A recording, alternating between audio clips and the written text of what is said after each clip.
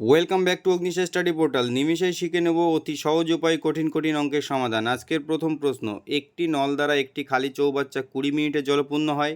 নলটি দ্বারা প্রতি মিনিটে যতটা জল প্রবেশ করে তার 1/6 জল চৌবাচ্চার নিচে ছিদ্র দিয়ে বেরিয়ে যায়, তবে চৌবাচ্চাটি পূর্ণ হতে কত সময় লাগবে? তাহলে একটা নল আছে, যেটা ধরে নিলাম এ নল, সেটা দিয়ে কত মিনিটে পূর্ণ হচ্ছে চৌবাচ্চা? 20 মিনিটে পূর্ণ হচ্ছে।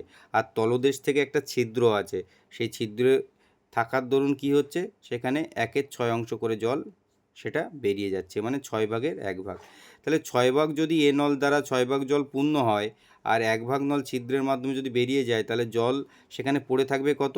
6 - 1, মানে 5 জল কিন্তু সেখানে পড়ে থাকছে। আর এই যে 6 জল প্রবেশ করছে, এটা যদি 1 মিনিটে হয়, এই কাজটা আমরা 1 মিনিটে ধরে নিচ্ছি, তাহলে 1 মিনিটে 6 জল প্রবেশ করলে 20 মিনিট ধরে সম্পূর্ণ কত অংশ জল প্রবেশ করবে? সম্পূর্ণ জল 6×20 120, তাহলে 120 জল প্রবেশ করবে, তাহলে এটাই কিন্তু সম্পূর্ণ জল। আর ছিদ্র থাকার জন্য জল স্থিতিশীল হচ্ছে কত?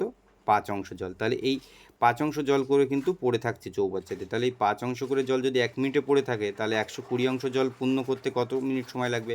5×24 120, তাহলে সম্পূর্ণ সময়টা লাগবে কিন্তু 24 মিনিট। আগে যেখানে 20 মিনিট সময় লাগছিল নর্মালি, সেখানে ছিদ্র থাকার দরুন 1/6 জল বেরিয়ে যায়, তার জন্য এখন সময়টা একটু বেশি লাগবে। তাহলে কত মিনিট লাগবে?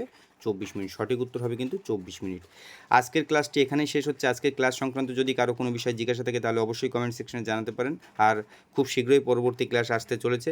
কিছুটা টেকনিক্যাল সমস্যার জন্য আমি ক্লাসগুলি দিতে পারছিলাম না, এখন থেকে আবার কন্টিনিউ ক্লাস দেওয়া হবে। আর ক্লাসটি যদি ভালো লাগে, তাহলে লাইক, শেয়ার, কমেন্ট এবং চ্যানেলটিকে সাবস্ক্রাইব করতে ভুলবেন না। Thank you.